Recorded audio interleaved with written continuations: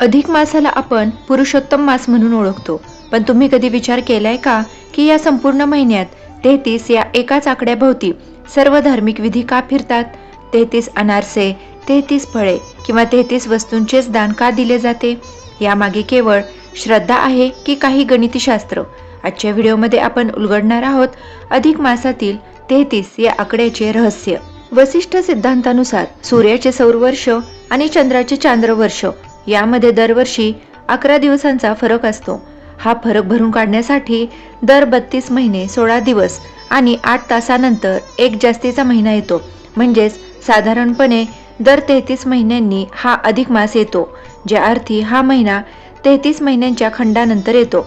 म्हणूनच या काळात 33 या संख्येला अनन्यसाधारण महत्त्व प्राप्त झाले आहे. हिंदू धर्मात आपण 33 कोटी देवांची संकल्पना मानतो. पुरुषोत्तम मास हा या सर्व देवतांचा उपासनेचा काळ मानला जातो.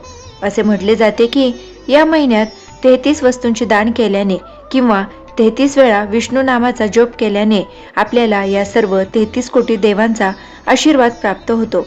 हा आकडा पूर्णत्वाचे आणि ईश्वरी शक्तीच्या एकत्रित रूपाचे प्रतीक आहे. अधिक महिन्यात 33 वस्तूंचे वाण देण्याची मोठी परंपरा आहे. विशेषतः 33 अनारसे, ज्याला जाळी असते, ते दान केले जातात. आपल्या संस्कृतीत जावयाला विष्णू स्वरूप मानले जाते, म्हणून त्यांना 33 वस्तूचे वाण देण्याची पद्धत अनेक ठिकाणी प्रचलित आहे.